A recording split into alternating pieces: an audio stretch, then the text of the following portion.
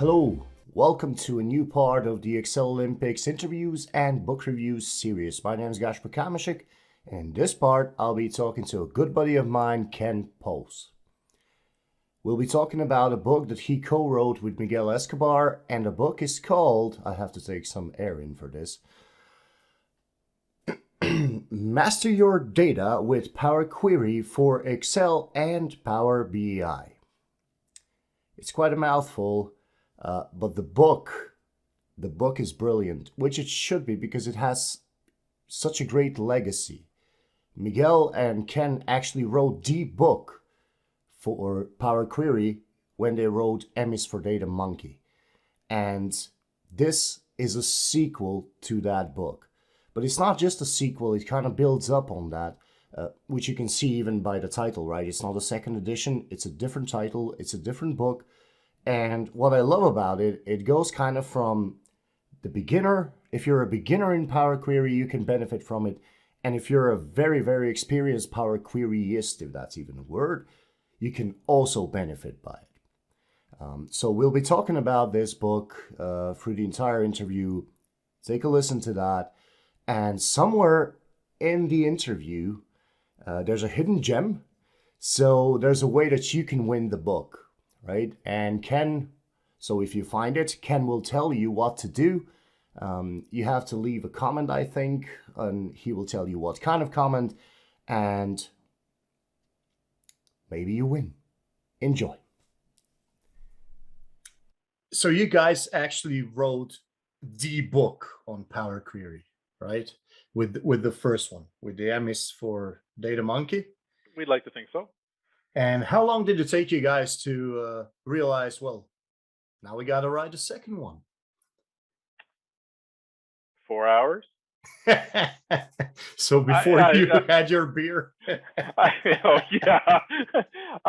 No, you know what? I mean, I don't know. It's hard to say. I mean, I think the thing is with the first book, I mean, it's interesting because, I mean, there's a real big difference between the first book and the second book, just with at the time that we released the first book, there was nothing else in market for it, right? So I mean, we had a real good opportunity there to become the book right out of the gates because there wasn't anything else. So we literally were the book to begin with.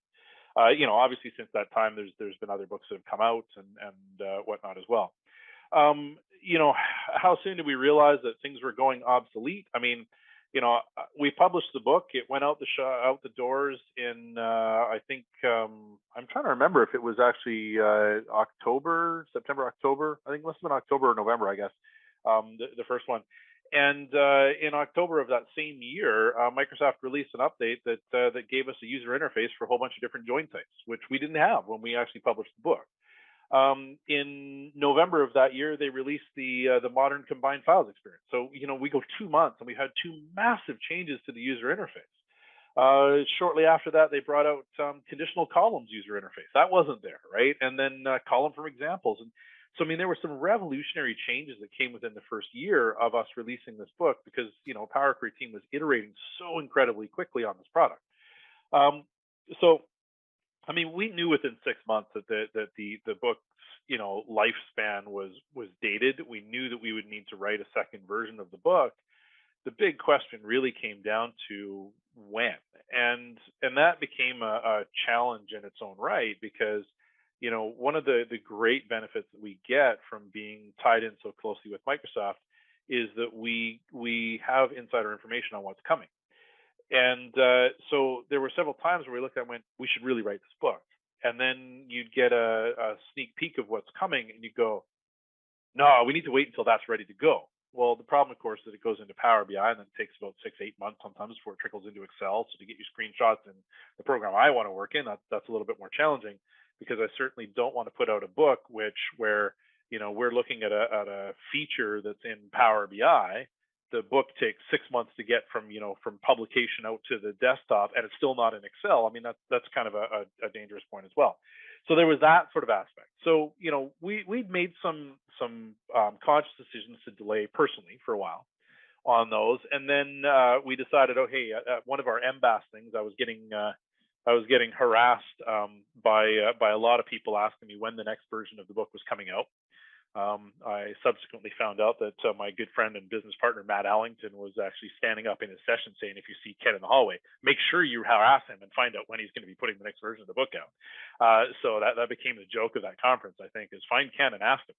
But at the same time, I mean, it said, okay, it's time, we're going to get it done.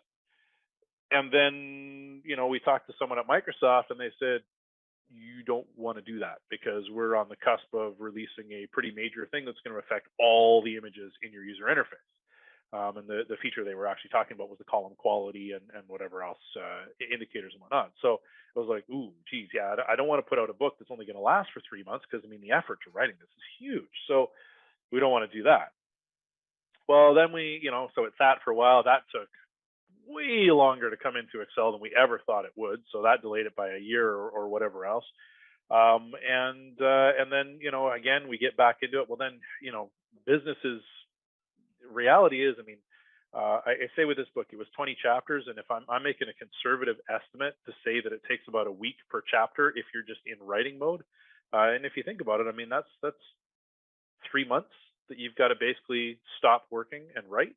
That means, we got employees to pay and all the rest of it. So now you're trying to balance it with business and whatever else. So that was tough because business was really good before the pandemic, and then the pandemic hit, and we watched all of our client base dry up overnight. Well, now we got to suddenly pivot and find new revenue means didn't have time to take 3 months off to go.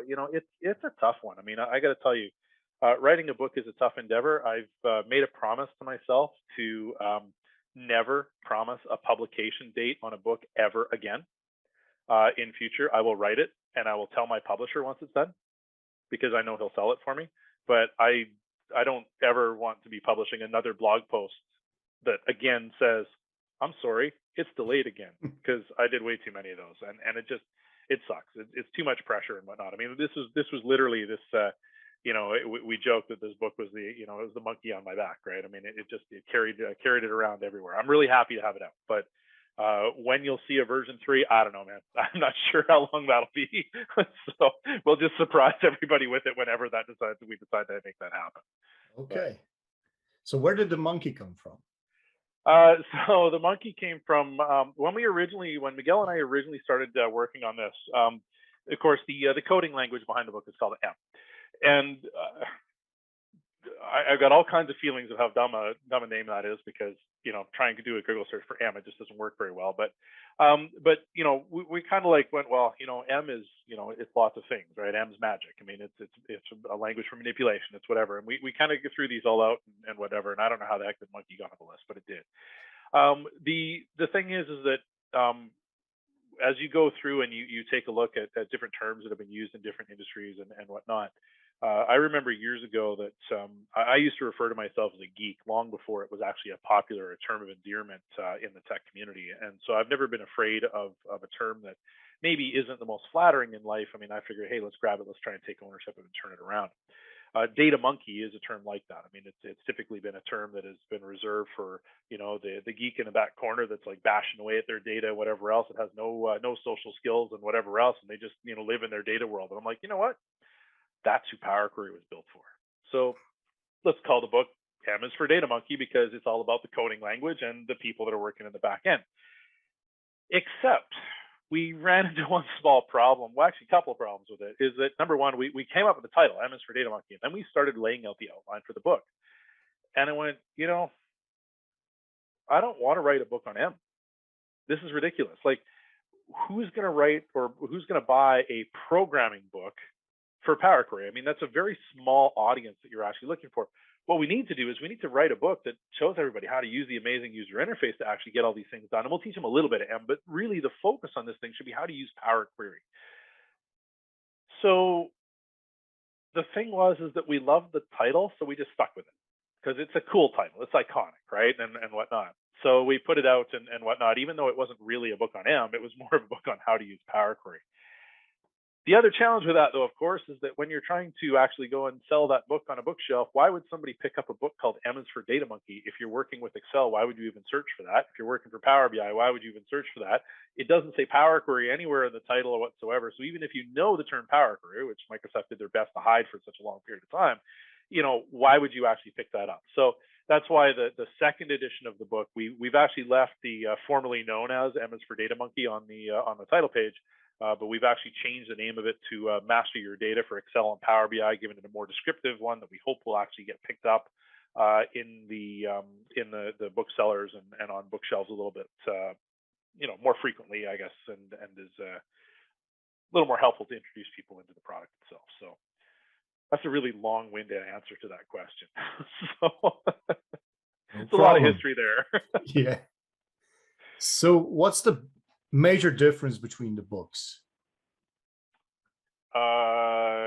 Well, that's a great question. I get asked all the time, is there enough inside the new book? Like, what were the major changes between the first book and the second book? Is it worth picking up the new copy? To which my answer is, well, the first book was about 220 pages. The second book is about 380. So there's about a 50% increase in the size of the book. As that actually happens, the entire book was rewritten from scratch.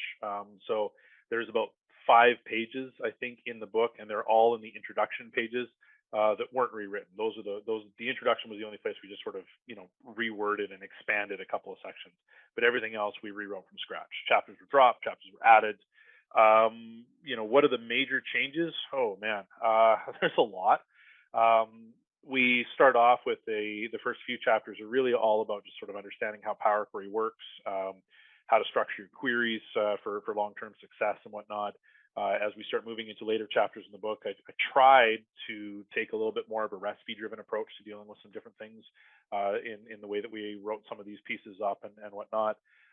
We try to introduce it in a little bit of a different order than we did in the first book. And part of that was around one of the things that I learned going through the first experience was that I would get support requests from people in Europe because we didn't do as good a job of being aware of locale issues that would happen in our original data sets. So I would use a column of dates when I was first explaining Power Query, and that automatically gave people in Europe different things than what we got in North America. And even between Canada and the US, we had problems with that because, we're such a confused country with date formats here. We don't know which one's right. So there was those. So, I had to rebuild my examples so that we didn't even use dates in the first parts of our introduction to Power Query. And then we wanted to get those locale things out of the way first and whatnot. So, we took a different approach to that. Some major changes. I mentioned earlier that, one of the big things that happened when we released the first book is that, a month after we put the book out, Microsoft gave us a whole bunch of stuff around giving us a user interface around merging data in different ways. I have a massive chapter in this new book that I wrote up and super proud of, where we actually look at every single join type that is inside Power Query, including some of the ones that aren't actually obvious by default. So, we do the 6 joins that Power Query gives us. We do the full anti-join. We do approximate match approximate match, the VLOOKUP style matches with a much more efficient algorithm than what we had in the first book. We've got Cartesian products or cross joins. We've got fuzzy matching. Like, there's all kinds of good stuff in there. We put a lot more work into explaining query folding. We did the conditional logic section has drastically expanded. The date time section is massive. There's a whole section allocations on there that wasn't there in the first book. There's tons of new stuff in this. It's yeah, you almost have to go chapter by chapter to explain that. Like, it's massive. It's a big change. Completely new book. Completely new. Okay. So how did you guys decide who's going to write which chapter? So that's interesting. We don't actually split it up and write 50-50 on the chapter side of things. The voice that you hear through the book is mine. I do the majority of the actual writing for what goes into the chapters. Miguel has a different role in the book.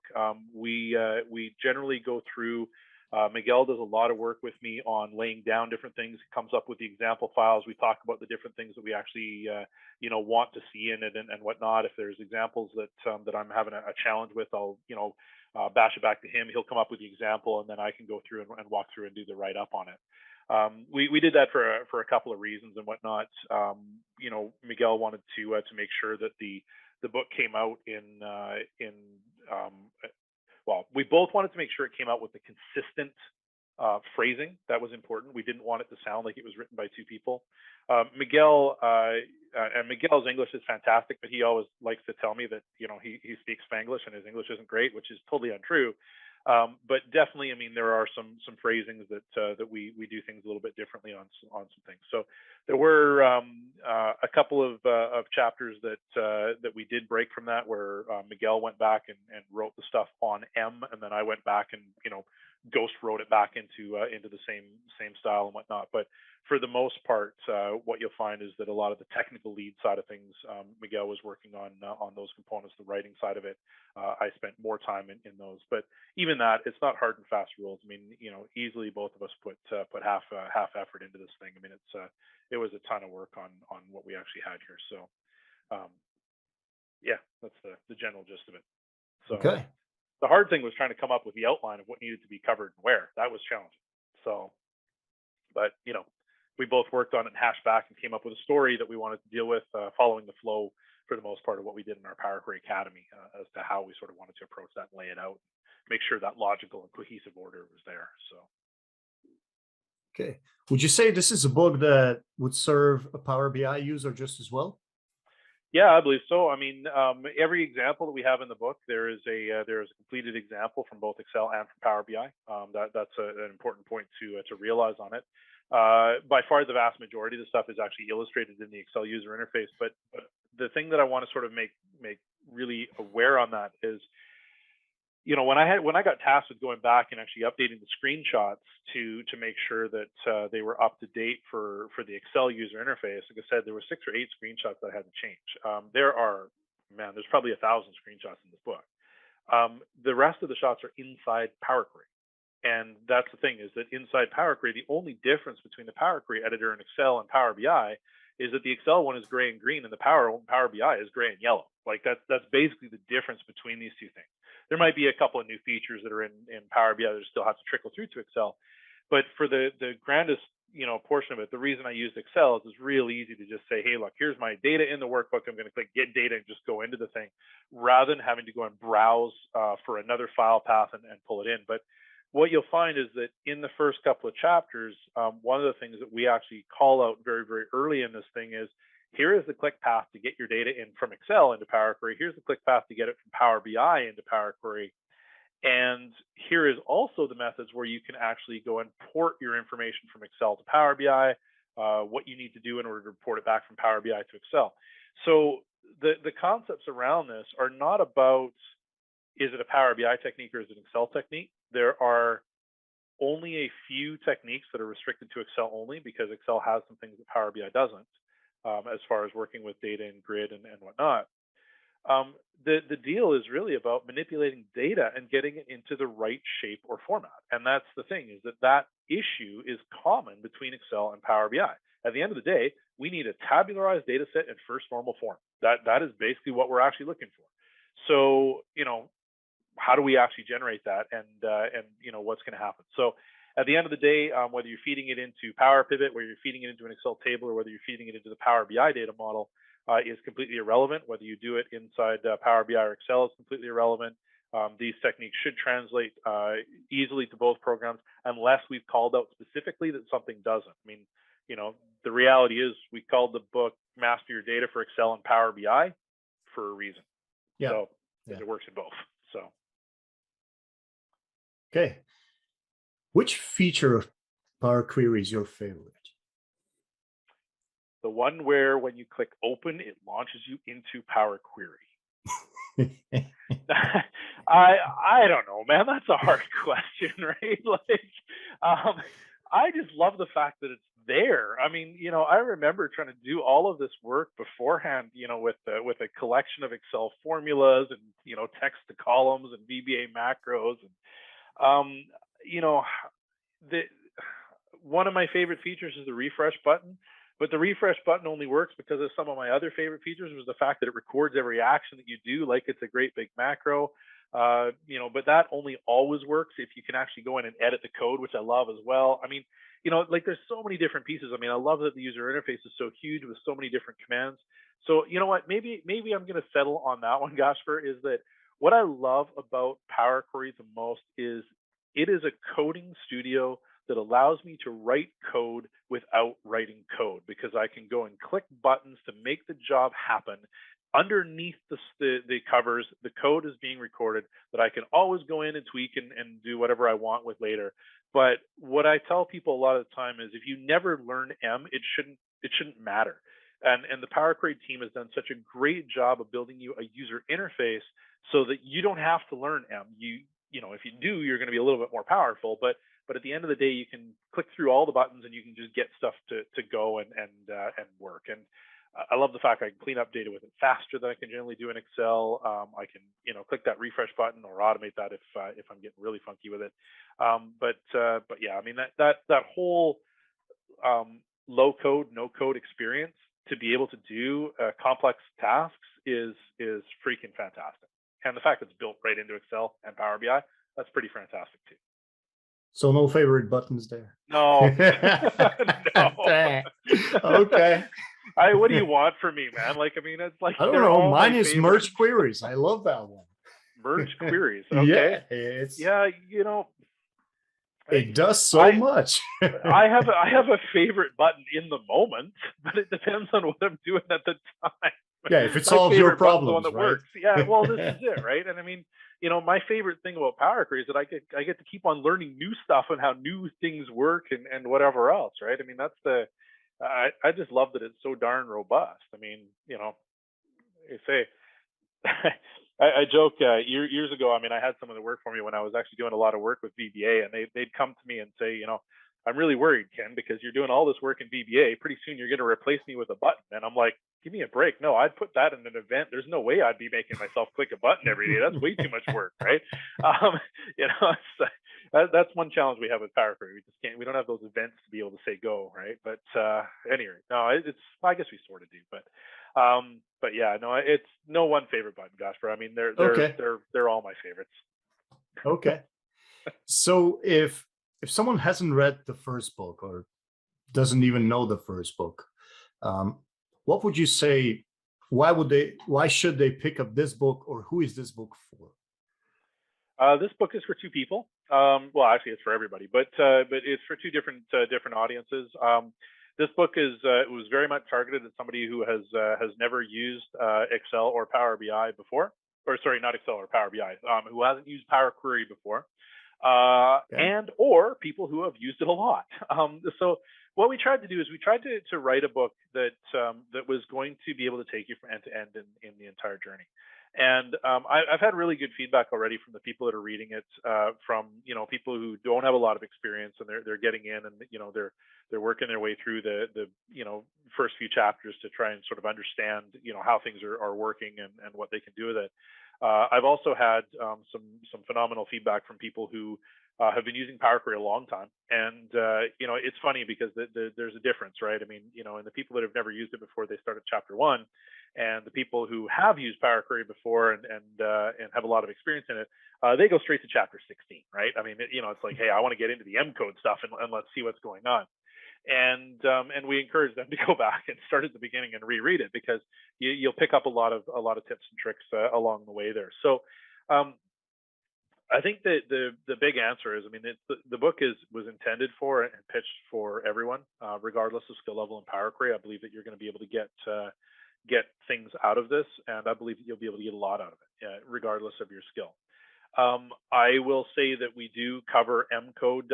Miguel did a fantastic job of the chapters on going, understanding Power Query values, which is what we call all the objects inside Power Query. He did a great job on explaining his way through a deep dive into the M coding language and how it actually works and whatnot. So there is some really good stuff there, particularly if you're intermediate or earlier advanced on things.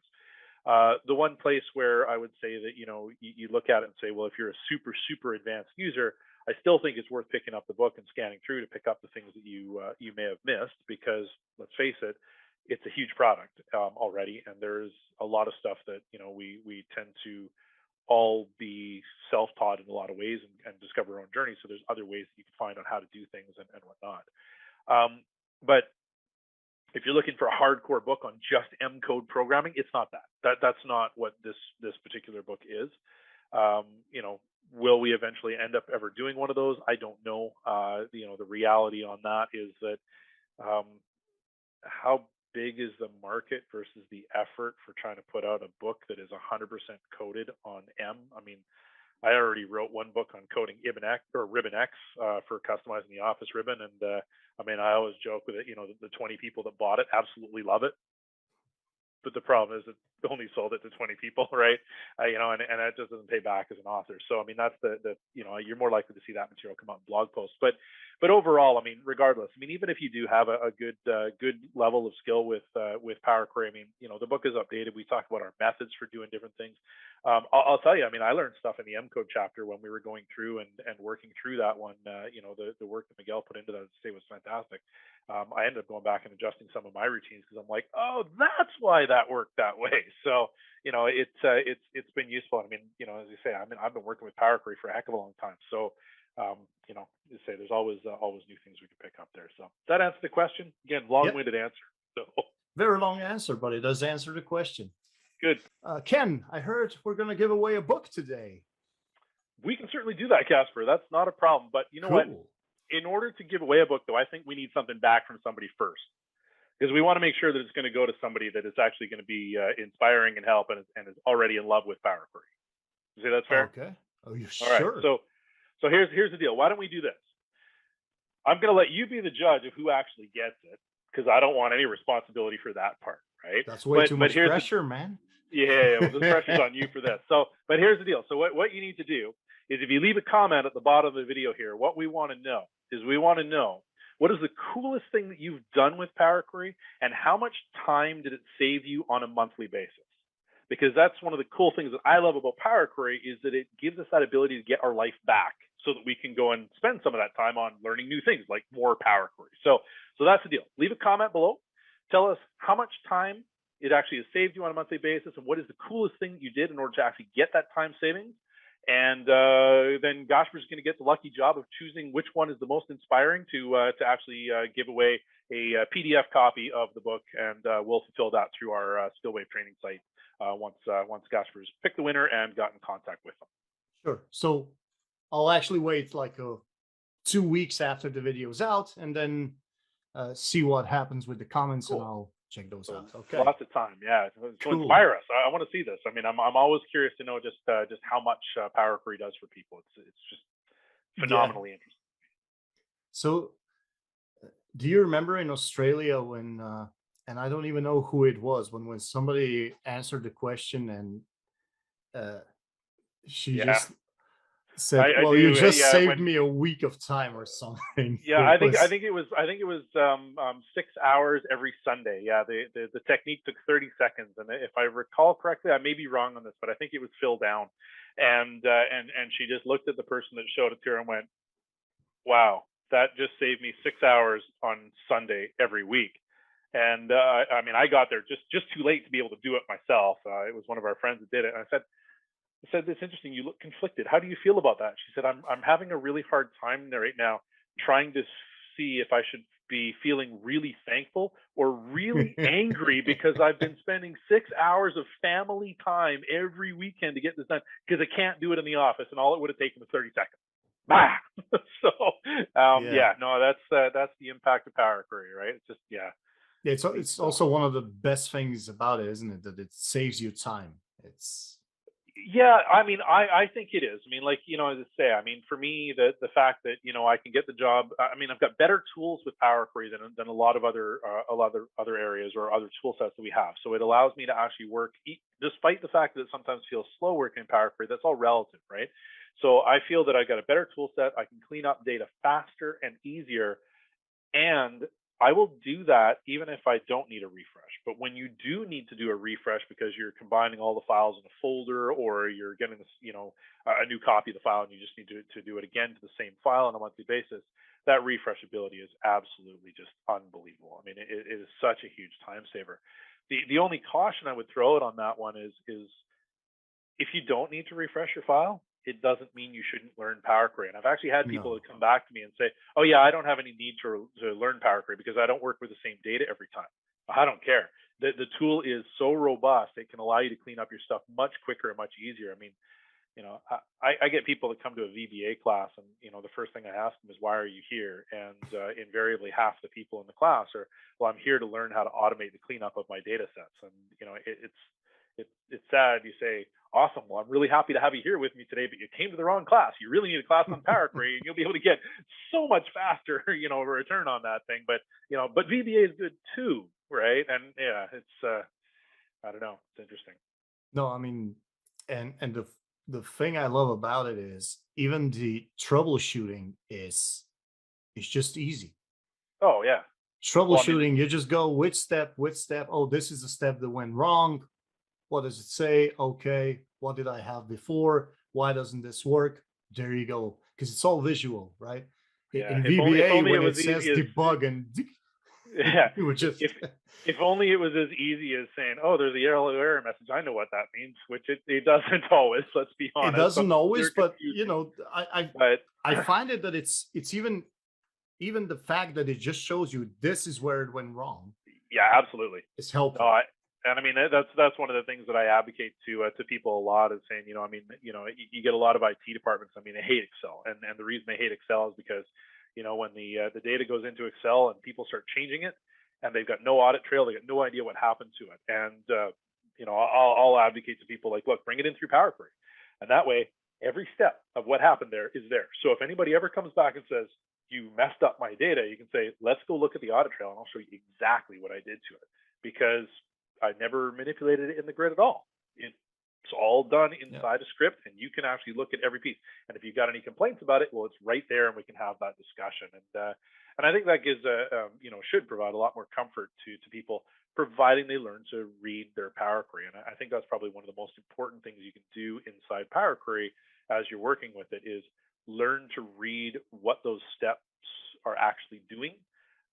You don't necessarily need to know where the button is that caused that step because then the step names are generally descriptive enough that you can generally find out, and that's sort of the key part around it. And yeah, I don't know. I'm not sure, Gasper, if you've ever run into this. I actually had a client a while ago who we did a Power Query training class, and then they one of the people said, "I want a click by click, like a screenshot by screenshot uh, step guide for how to do all this stuff." And I said, "No." And they said, "Well, but how am I supposed to learn it if I don't have that?" I said, "Well, you've gone through the whole thing. You should learn to read the list down the right hand side because if I give you a screenshot by screenshot set of how to clean up this data and you memorize that, you will now only be good for this data set. And this is a training data set, which means it's not your real one. That doesn't make sense. You need to learn to read what's down the side. When I click it or when we click a step in training and it codes that step, I want you to look at what that step came from and what that piece was, because that's where you're going to learn how to actually use it so you can apply it to your own data." That was interesting. I mean, they've been raised in a very specific IT way of dealing with documentation, and I'm going, we're not documenting your solution. That's not what we're doing here. We're trying to learn how to use the tools. Yeah, it was. No, there Was definitely are people that are very visual and they need the screenshots. I have lots of training sessions where people will take screenshots of yeah, things that we and that's do. fine. I mean, I don't But have a challenge with that, but at the same time, I mean, as I say, if you learn to read that code, now you've got something much yeah, better. sure. Even I mean, I would say you need to understand it. If you understand it, Yeah, you can do anything. yeah, yeah. Okay, so now let's go out of Power Query for a bit, because Power Query has been along for a long, long time, right? It has. But what would you say was the feature of Excel that came recently and you were most excited about, What other than Power Query? other than Power Query? Yeah, that's 2013, man. Come on. Wait, so it also has to be newer than Power Query is what I'm getting out of this. I'm not allowed to Oh, go back to Power Pivot either because that's even oh, older. Is that what you're 2009. Come on, saying? man. No, no, no. It used to be new. Oh, geez. I don't know. I mean, dynamic arrays are pretty darn cool. You got to say that. I'm still trying to wrap my head around lambdas. They hurt. Um, that's there's a conceptual level that I'm having a challenge with trying to make the bridge myself. So no, I mean, I would have to say that dynamic arrays are probably one of the coolest things that's come out recently that I'm really in love with. The ability to be able to actually return an entire multi-cell set of data to something, sort it, filter it, run a unique across it. I mean, those kind of things I think are absolutely massive, and they've changed the way that certainly, if I were still doing financial models the size of what I actually did back when I was in my full time job, they would have drastically changed the way that I approach those jobs. So, I'd have to say that probably that's one of the top ones. Jeez, dude, I'm trying to think of all the things that have happened over the last few years too. So, Well, it was basically XLOOKUP, let, lambdas. Uh, I I'm mean, there's trying to dynamic arrays, there's rich data dynamic types. arrays and the new data types. Yeah. Yeah. Um, So, I mean, you know, XLOOKUP is awesome, but I would definitely say that dynamic arrays were more important to me than XLOOKUP was. I can still knock off a VLOOKUP or an index match from memory if I need to. That's not a problem. Where XLOOKUP, I might actually have to think about it. Having said that, I mean, if I were building a brand new model today for a lot of things, I mean, I do use XLOOKUP for those components, but those dynamic arrays, just yeah, I mean, the functionality that they add is huge. I think lambdas have the ability to add a significant amount of power. The one concern that I have with lambda functions is that I don't. I mean, they're still not out in the general public yet. They're still in the insider builds, but I just my concern with those ones is being able to. I don't think that the interface to easily author them and debug them and understand what's going on there is available, and that for me that's a really important point behind those guys. There's a conceptual level that you got to be able to work with where all the data is in your head and working through recursions and things like that they're tough to follow without a tool to be able to actually do something there, and that's you know yeah, don't get me mostly they're wrong. just backed up in named ranges, right? Yeah, well, there's I that mean, too. I mean, but yeah, I don't know. They say I spend a lot more of my time in Power Query and Power Pivot than I do in those, but I can definitely see that there will be some huge functionality gains from that. I mean, Office Scripts is another one that potentially has the game for being a big game changer. Um, I still not 100% convinced it's ready for prime time in my world yet. I have seen some examples of it where it is being used in the real world today, which is great. But given that it still doesn't have, but we still don't have a Power Query in the web for Excel or Power Pivot in the web for Excel, and given that my world completely revolves around those two technologies, that's where Office Scripts is kind of a not ready for prime time in Ken's world quite yet. But we'll see. I imagine all that will march forward, and then who knows? Maybe I'll have to recode Monkey Tools entirely, my Excel add-in entirely in another language in order to be able to use it in the web as well. So one day, you know, that's one of the cool things about Excel. It keeps on changing, and they keep adding new stuff. So okay, well, since you mentioned Monkey Tools, tell us more about that because that's really, I know that I played around with it a lot when you sent it to me, and it did help me a lot. well, that's good. And You but should I download think the that, latest version because they've yeah, I added a think lot there's to a it. problem. No, it updates automatically for me, so Yeah, it it does. Yeah, it does, yeah. yeah. But I was just thinking, so because I bet not many people actually know about it. So tell us Yeah, about it. I mean, so Monkey Tools is an add-in for Excel. So basically, when you download it and install it, it puts a new tab on your ribbon called Monkey Tools. The entire purpose of the add-in is to help people build better business intelligence models faster, as well as audit the ones that they receive. So our sort of pieces that we work with are Power Query and Power Pivot. We do a lot of things like easily injecting new queries into your model for things like calendar tables, parameter queries. There's a whole bunch of different ones that we play around with there. We go through and we will build. We can help build basic measures at this point, although we're working and looking into more complicated ones. If you wanted to, let's say you load a table and you need to create 7 different aggregations on one table, You can do that manually through your DAX editors, and each one's going to take you probably about 30 seconds to get right.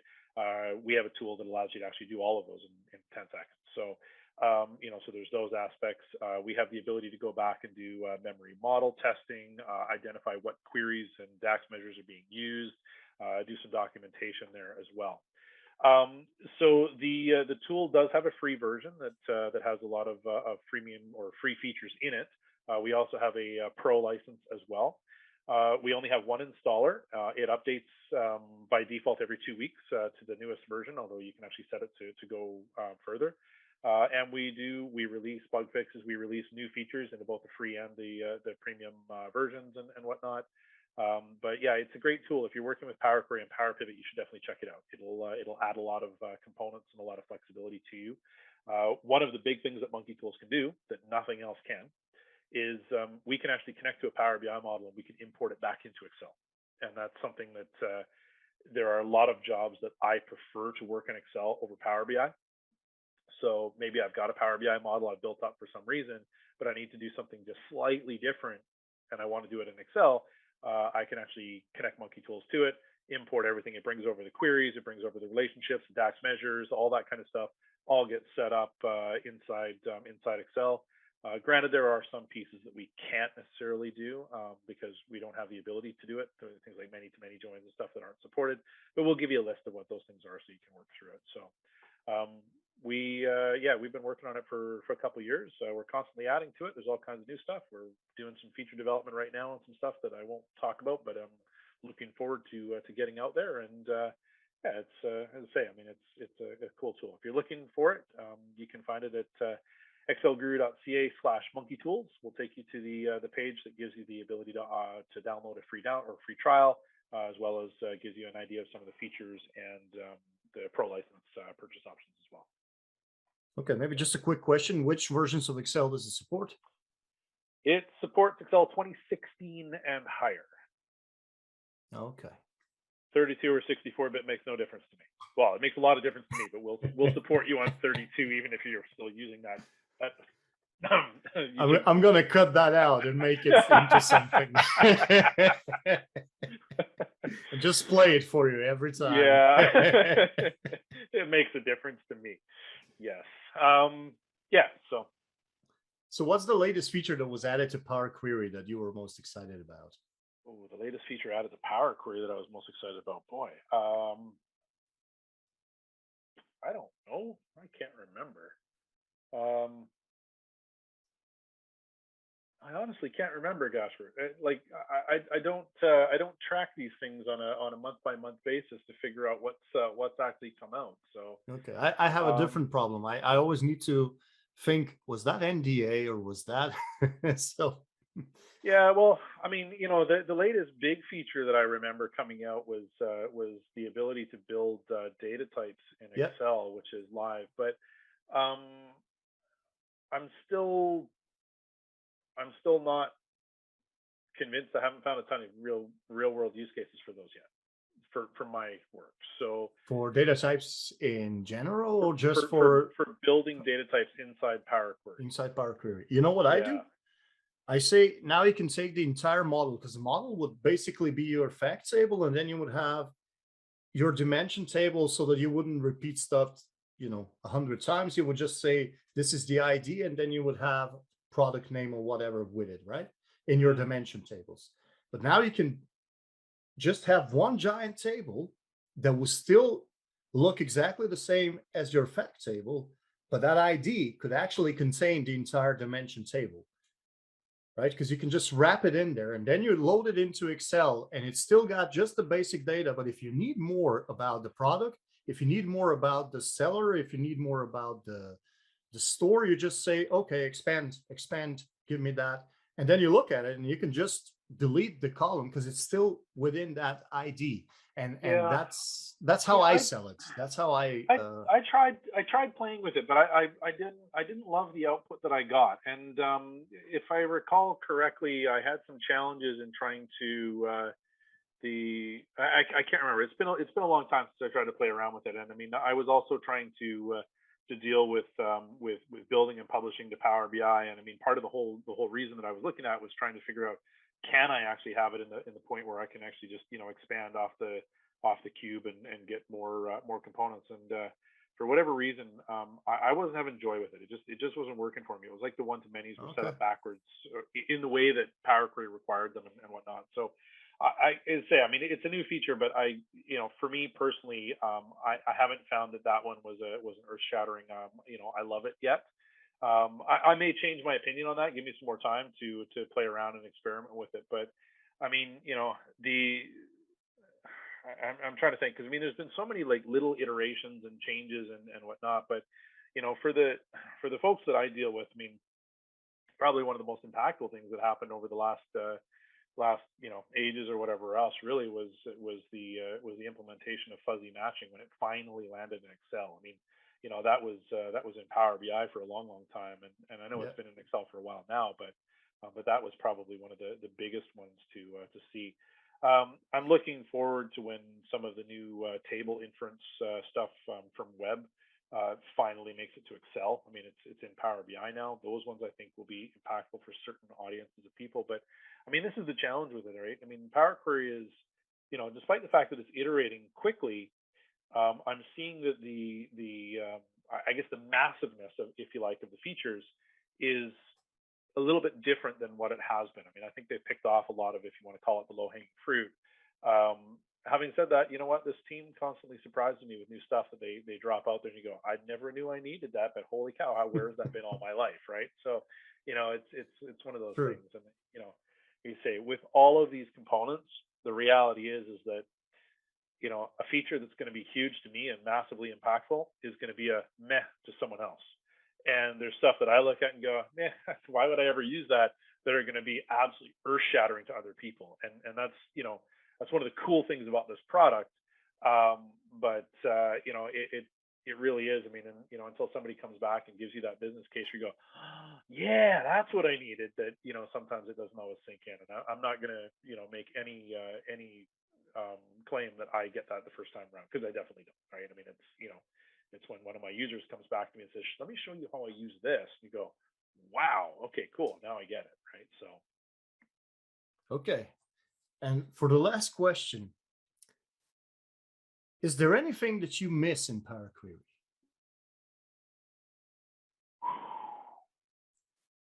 is there anything I miss in Power Query? Well, there's two things that I miss in Power Query, actually. The first one is that I would like more load destinations in Power Query. Rather than being able to load just to a table or a worksheet, I would love to have the ability to say, load to SQL database. That would be really, really cool. You can do some workarounds and whatever else from those kind of things, but I would love to have that so that I can actually do a load on an incremental database and inject the data right into SQL. Would be fantastic. The second thing, and this is actually probably the more important component in the whole thing, is that what do I miss? Every freaking data connector that is sitting in Power BI that's not in Excel. Every single one of them, whether I use them or not. Yeah, I miss that. That's what I want. It drives me crazy that Excel or that Power BI has got tons of these things and Excel doesn't. Absolutely drives me crazy. How's that for an answer? It's a good one. Was it the Google Analytics was in Power BI, but it wasn't in Power Query, right? And then it never came to Power Query. Is that true? The Google Analytics thing. No, originally there was the ability to connect to. Sorry, yeah, maybe I'm trying to remember. Yeah, me Um, too. I know the history behind it and why it was set up the way it was and whatever else, but yeah, it just seems to have kind of disappeared, doesn't it? Yeah. I mean, you can still do it over the APIs and everything, because lately I think that not many people are even asking for new connectors, because every single web service that you know um, gives something on their name will have an API or some way to connect, and then it's problem solved Yeah. with the tools that we have. It's not even that Oh, you oh, need sure, anything. sure. Problem solved if the only way that that problem is solved is if that API actually allows you to pass your API key in clear text as part of the URL. If you have to build a custom connector to it, you're restricted to Power BI because Excel doesn't actually support custom connectors. So if they're using OAuth authentication or anything like that, you're stuffed as far as Excel goes. And that's, like I say, when I say like every freaking data connector in Power BI, that's what I'm talking about, is the fact that a lot of those data connectors are built sort of on that framework of the of custom connector frameworks, and they may make it into the obviously some are done by the Excel team and whatnot too. But we have Miguel built us a custom data connector for WooCommerce because we use WooCommerce on the back end of our SkillWave training website. So I have the ability to actually go back and actually pull my data via the WooCommerce custom connector in Power BI, but I can't use it in Excel. Where do I do the majority of my modeling and my forecasting and whatever? In Excel. I mean, this is the tool that I use in order to do that job. So that's a big part of why my comment is what it is that I really need to be able to get access to these things so I can use it in the program that I actually want. And this has been feedback that I've given for a long time to the team, and it hasn't been action. And I really, really wish they would. I mean, I don't care if I have to install an additional component into Excel in order to make it happen. I just want a route that I can do on demand to be able to actually use these things. Well, luckily you have Monkey Tools, so you can just pull it from Power BI into Excel. No, but the connector doesn't work. That's the problem. The connector wouldn't work. No. I can pull the query across, but the M code of that query leverages the custom connector, and if the custom connector can't be installed in Excel, it can't be used. But so doesn't it bring the tables over? It brings the queries over. Oh, and queries build the tables. Yes. Oh, okay. Okay. I'm replicating exactly in Monkey Tools. We're basically stripping the queries and bringing them back. Not stripping them, but we're copying the queries and bringing them back to Excel. So if the connector doesn't exist in Excel, it's just going to fail. So I mean, in order to get around that problem, what I actually need to do is I need to create the model in Power BI. I need to publish it to Power BI, and then I need to use Analyze in Excel to bring the stuff back down to Excel. But the challenge with that, of course, is that I don't have access to the queries to be able to enrich them. So I basically have to land everything into a pivot table, pull that back into Power Query, so I can now go and enrich it with the other data that I need. It's an incredible dog and pony show for the fact that I just don't have a connector in the right place, and it's very frustrating. Very frustrating. So yeah, I mean that's something that I would definitely like to see change. I mean, there's all kinds of little things I'm sure that they could do for a lot of different pieces, but I do believe that probably is one of the biggest hurdles. The next thing that I would say for Power Query, the other missing feature there is, Power Query needs to work in the web. Power Query needs to work properly on the Mac. Even though I'm not a Mac guy, I don't do work on the Mac. I really don't care about it personally, but for the grander scheme community that actually is our collection of Mac users, they need to be able to actually use it. And right now, I think you can refresh a couple of them, but you can't actually get in there and edit your queries. There's a lot of connectors that don't work and whatnot.